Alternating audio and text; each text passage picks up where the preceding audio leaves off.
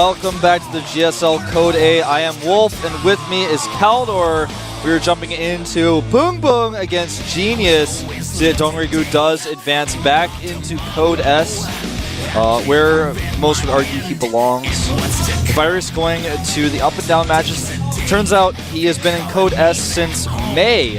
He did have one time with the new format, this was last season, where he fell into Code A, but then got back into Code S through the up and down. So, I mean, considering that he's never been out of Code S entirely, he's never started the season not being in Code S since May of last year, so he's been doing it for about a year. That's pretty cool to consider. He did lose today, but if history is any indicator, he will get through the up and down matches and get back into Code S. Right now we have a match coming up on Metropolis. Yep. Not trying to cut you off here, but I actually have a couple of interesting information about the next matchup at hand, because BBoongBBoong and Genius, they faced each other already. They were playing in the Code S group, and Genius was able to take the best of 3 with 2-1 in the group stage. So he already was able to defeat BBoongBBoong just recently. And the thing is that BBoongBBoong was struggling against Protoss quite a bit. He lost one map to a Gundal, who was a really surprising player in the Code A qualifier. Yeah. And, well, one of the problems that he also had, he lost to Parting, he lost to Seed, to Genius earlier, to Finale. He is just struggling a little bit against Protoss, and this doesn't help when you're facing a really tough PvZ opponent. If you saw their win records there, it's actually really interesting. It's like they're both 56.7, but Genius literally has twice the wins and twice the losses. So he just has a lot more experience. And he has a new MVP shirt on that's actually red colored. That's MVP changes their shirts a lot. They change their jackets and things like that, but they're always very stylish. They have so many different kinds of uniforms. Yeah, you never like know what Keen wears. Yeah, Keen he's got my favorite one. You never know though which like MVP uniform you're gonna see, but they all look really cool. Right now we have MVP Genius and BBoongBBoong Prime facing on Metropolis, which is going to be our first map today. So this is going to be pretty tough for BBoongBBoong, and Genius is definitely the favorite player here. BBoongBBoong, on the other hand, has shown that he's able to upset favorite players. So let's see if he's able to take the game here. We're heading into map number 1 here at the GSL Code A. BBoongBBoong Prime against MVP Genius. It's the GSL Code A with Kaldor and Wolf. Each Monday morning, just stuck in a cage and you can't break free. At the bottom right of Metropolis, we have our Zerg player for the Prime team in the red color. Struggling against Protoss a bit lately, he might be able to turn it around today. Here's our red Zerg, it is BBoongBBoong Prime.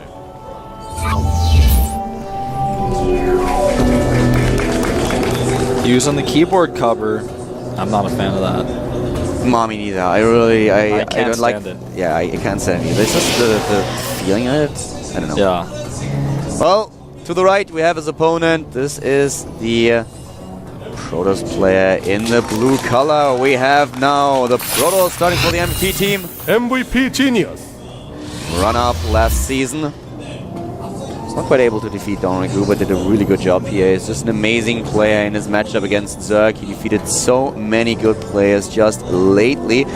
He lost to Red at DreamHack in Stockholm, but he was able to defeat Slivko, he defeated Nurcho, and he took down BBoongBBoong, as mentioned. Had a bit of a problem against Dongrigu in the last Code S finals, as already mentioned before, but still his matchup against Zerg is very stable and very strong. And now he's playing on a map that has been in favor of Protoss a little bit in the past. This is the map where the push with roughly 10 to 12 sentries and 3 immortals has been populated. It's the most popular map for this push, but we've already seen very interesting builds with Blink Stalkers and force fields on the ramp. Something that happened with Ace just recently. That's a build that's really scary. Yeah. BBoongBBoong, he's just coming off of his first Code S appearance. He's one best of 3 away from getting right back into Code S for his second time. He had a tough group. It was not quite able to overcome to be able to basically advance into Code S and keep his Code S spot. So I think BBoongBBoong, though, is a player who has not been given the correct amount of recognition. He's a really good player. Not enough people are talking about him, in my opinion. He's gone Nexus first here. His opponent getting his gas up at a pretty normal timing. He's probably going to be pulling out of gas. Guys, if you don't know a lot about BoongBoong, definitely go to GOMTV.net and check out Off the Record. I believe he was on the show just recently. He was, yeah, and he also is in several Team League matches, so that's really the best place to see his place showcased. You can even see the GSL finals he played there as well. Now, double gas going up for Genius here. Very, very normal timing. He's going to be adding his core soon. Probably going to make it in his main base. Genius is known for his Stargate play in this matchup and also his fake aggression. But because Genius in the past, like months and months ago, 6 months to a year ago, he was really known for his all-ins and his 2-base timing attacks, that's something you can't really count out with this guy. This is something I've said about Genius forever. He might 4-gate Nexus cancel you in PvT. You just don't know what he's going to do. And that's the scariest part about Genius. He's got so many builds up his sleeve, and no matter how he does it, especially the fake pressure builds, it's like, well, it's Genius, man. He could be doing this crazy all-in. I have to prepare. But then Genius is actually just like, nah, I'm not doing it. We have an Overlord scouting for exactly this reason. He wants to know what exactly Genius is going to do here. And then Overlord speed is coming. It's quite handy at this point for BoongBoong. He can just scout the wall in of his opponent once again, can check for cannons. He's droning up right now. Even with the circling speed, he is now in a position where he can just kind of control the map, can make sure that there is no drone and no probe. And actually, there is no probe. There is nothing outside of the main base, so BoongBoong can be very sure that there is no hidden pylon. He did keep one probe alive, but Zerling speed finished, and well, yeah, with now the Zerling speed, there's no scouting. He's got a full wall off, so he can't send anything else out. He did a great job of keeping it alive, but he waited too long afterwards. Now he can't scout anything. He has no idea what's coming at this point, and the scouting will be very, very late. He's going for 4 gates, but the only thing that he can do as a Protoss player is either go for a Hallucination upgrade when Hallucinate a Phoenix, or you just wait for your robotics. You just can't scout at this point, and this is very, very hard. Yeah, this is a tough position to be in for sure. I mean, even if he uses these gateways now to put some pressure on with +1, +1 is not going to be done in time for a fast Zealot attack. If he goes for just a 4 Zealot warp in outside of his main base using the pylon on the edge, it's going to take so long for the Zealots to go over there. Yeah, he'll get some scouting information, but not a lot. He won't be able to punish his opponent for taking this 3rd base at all. Lair is on the way already for BoongBoong right now as well. And Genius, he's not in like the worst position, but the positioning here for him is a little bit awkward. It's a little bit uncomfortable. If he really wants to push out with the sentries as well, he has to kill the rocks first. The queen count is now on 4, so he has 1 queen to saturate each base, and at the same time another queen for the creep spread.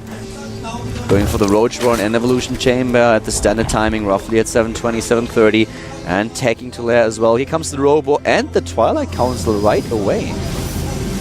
Yeah, double at the same time. This is actually a cool way to play because it keeps your opponent guessing for a little while.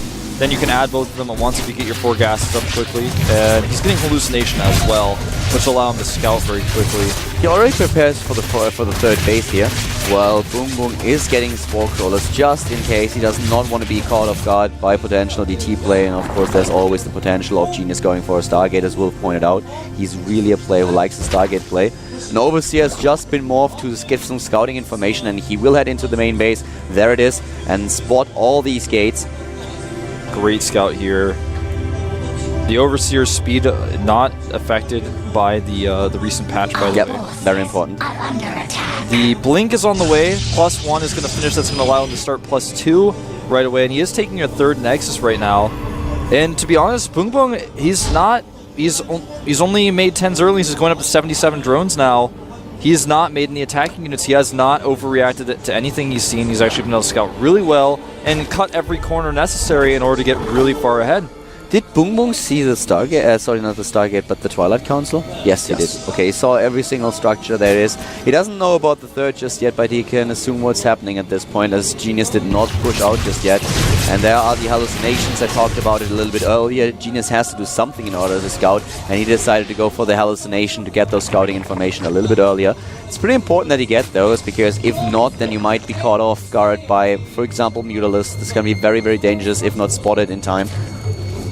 He does add 2 additional cannons at his 3rd base, as well as 1 at his natural at the rocks here. Even going to make 2 there, so a total of 4 cannons being made now.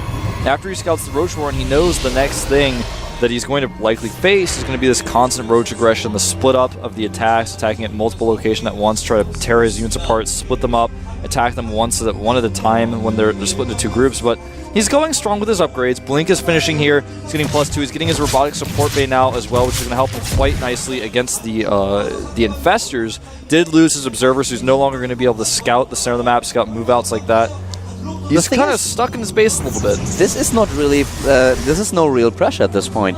He is already getting a 4th base, he's transitioning, he's getting the infestation pit, he's moving out with a few units, and well, this is an army that could do some damage, but not to a pros player that is in the position that Genius is right now, with all these cannons. This is not a lot, that's a few Zerglings, that's Roaches, that's basically what you need in order to be safe against the push, so that you can't just get enough units to hold something like Genius is now preparing for. But with 4 bases and all the tech that BoongBoong is preparing right now, he's in a great position. Yeah, this is a much smarter way to play. I really like...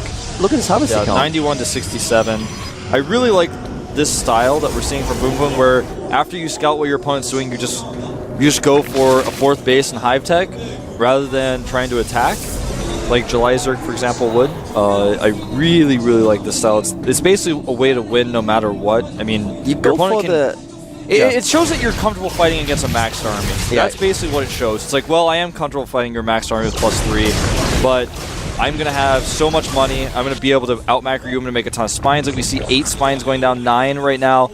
He's going to be able to build a composition to trade well with Genius against his maxed army, and that's actually something that's bold to say, because not every Zerg player can do that. We've seen so many games lately where the Zerg tries to punish the 3rd base of his opponent with a massive amount of Roaches and Zerglings, and at some point the amount of Immortals just gets out of control, and suddenly Roaches just don't cut it anymore. So BoongBoong is not even trying to do it. He's posturing around in the middle of the map. Yeah, he's just checking for the 4th repeatedly, and there's no 4th, so he's like, alright, well, I'm ahead then. And he's waiting for his Infestors, so the Infestors will be ready. He sets up a flank, which is very hard to deal with, and even this Colossus might fall, and with all these Infestors, he will be able to do too much damage. Yeah, he's well, if Genius pushes out, that is, but Genius isn't doing that because he has to retreat. Turn around. This is actually a smart move from him to turn around. The cannons that he bought earlier are really going to pay off for him here, but he is losing a lot of probes. Does keep his Nexus alive and the Colossus, but so many probes went down. In total, 13 workers lost. That puts the worker count at now 87 to 55. Greater Spire is halfway done. 8 Corruptors on the way. The Adrenal Glands upgrade, which is well-timed. No one's skipping that anymore, by the way, which is it makes me so happy to see, because there was a time where I was wondering if people would ever research that. It's such a crucial upgrade. At this point, BoongBoong has everything going for him. He's even got a huge counterattack set up to hit when his opponent moves onto that creep. He's like, alright, you're moving out, going for the counterattack now. He spots what his opponent's doing, reacts, sends these Zerglings in. This costs him basically nothing.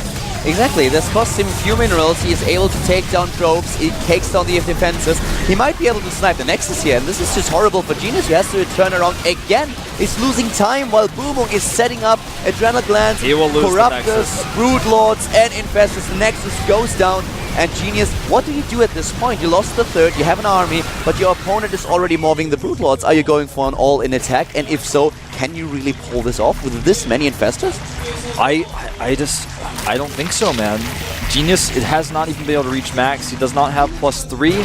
And look all at of these upgrades. things are off a little bit for him. Yeah, +3 is already on the way for Carapace. For BoongBoong, he's got +2 for his Zerglings on the way as well. And another run-by. Yeah, Genius has to turn around here. This run-by is going to be much less effective, but it does buy him time, and it frees up supply so he can actually make additional Brood Lords. A bit of a problem for BoongBoong is that he still has 91 drones. This is definitely a huge problem, because the army size is now in favor of Genius with 110 supply against 80. So definitely a little bit of a misstep here by BoongBoong, who is still not maxed out, but he's getting additional 11 drones. Wow, he is at 100 drones now. Yeah, I don't like that. See, this is something a lot of Zergs have been doing recently, and it allows Colossus to win sometimes just simply because I don't think their that's army a is decision here. Yeah, I don't think this is the correct decision. No, well, I think it's just the heat of the battle. He thinks he has to rebuild a lot of drones. I don't think he realizes how much he has invested in. Well, here we go, man. There's so many spines here. Genius cannot engage against those Corruptors. Doesn't matter how big his army size is. It's not the right type of army. He's going to lose a small group of units here. He's forced to retreat, and BBoongBoong, That's no this Stargate. economy is still going strong. Yeah, no Stargate whatsoever. He's making Archons now. Without the Stargate, he just can't go for the mothership. And as soon as BBoongBoong realizes how many drones he has and starts building spine crawlers again, he will be able to max out on army supply. And he's already on 2,500 middles and 1,000 gas. He can't make a Stargate. He can't afford it. He doesn't even have his third base remade yet. Yeah, without the third, there's just no way. Well, these Broodlords are a little bit out of position, but there are enough Broodlings being dropped down, and the Investors dropping the Fungals as well, so they can't really blink underneath them. They're doing a ton of damage, and even the Queens coming in. The Corruptors target the Colossus, and BBoongBoong will crush this army and takes game 1 away from Genius, our last season semi-finalists. Even though he has too much supply just in drones, and he can't really max out on a huge army, the composition that he uses is something that Genius just can't handle at this point. He can't. He cannot afford the Stargate. He cannot afford any Void Rays. Even a blink in, which would have been a good position, and this is exactly what he does right now, will not be that effective if the Queens catch up, but the Queens out of position. The Queens are just a tiny little bit too slow. It looks like it doesn't matter though. Yeah, exactly. You're right. It doesn't matter because at this point, Genius lost too much supply already, and BBoongBoong is looking like easy peasy. Yeah, man. BBoongBoong, always a great player. Very, very underrated. And to be perfectly honest with you guys, I mean, Genius may have been second place from last season. He may have been our runner-up for Code S, but BBoongBoong is so underrated. BBoongBoong just made a decision that is not all that popular with Zerg. Most Zerg players will get aggressive, and this was exactly what Genius was expecting, therefore a ton of cannons. And then we had BBoongBoong just going for the macro game. He was posturing around in the middle of the map with a few units, and Genius expected an attack that never came. BBoongBoong set up flanks, so as soon as the Protoss player moved out, he was just running in at the third base, attacking. Genius had to return, and this gave BBoongBoong the time that he needed to set up the Spine Crawler, the Broodlord tech. All these Infestors were already in position, and when Genius lost the third base, it was basically already game. It was the decision for Genius, what do I do now? Yeah. I kind of have to attack, I have to do some damage. I'm so far behind in bases, I'm 2 bases against 4 here, so I need my base, but I need to do some damage, because if I wait, I'm just falling behind and falling It was behind. a lose-lose situation for him. BBoongBoong got 2 ahead. BBoongBoong didn't cut any corners. He had an army that he could scare Genius with and keep him in his bases while he was taking a ton of bases, going up to 100 drones even, getting his upgrades out quickly, getting very fast hive tech. Genius, you know, I feel like he just misread what his opponent was up to. Did not attack early enough, did not put on any pressure. He lost his probe early on and was playing blind. That's why I actually really dislike the style that Protoss are doing where they do it full wall off. I really dislike that style. It's impossible to scout after that until you get hallucination out. He played so blind. Yeah, the only mistake that BBoongBoong made was droning up too much. 100 with all these spine crawlers he already had is a little bit too much, but he played perfect in his decision making with the run bys and the unit composition, the pressure that he put onto his opponent, so very well done. He could have gotten scary at some point with Genius having a 30 supply army supply lead, but still, this was a great game by BBoongBoong, and now we're heading into match number 2. Daybreak is going to be in the map, guys. This is the GSL Code A. Alone Wolf.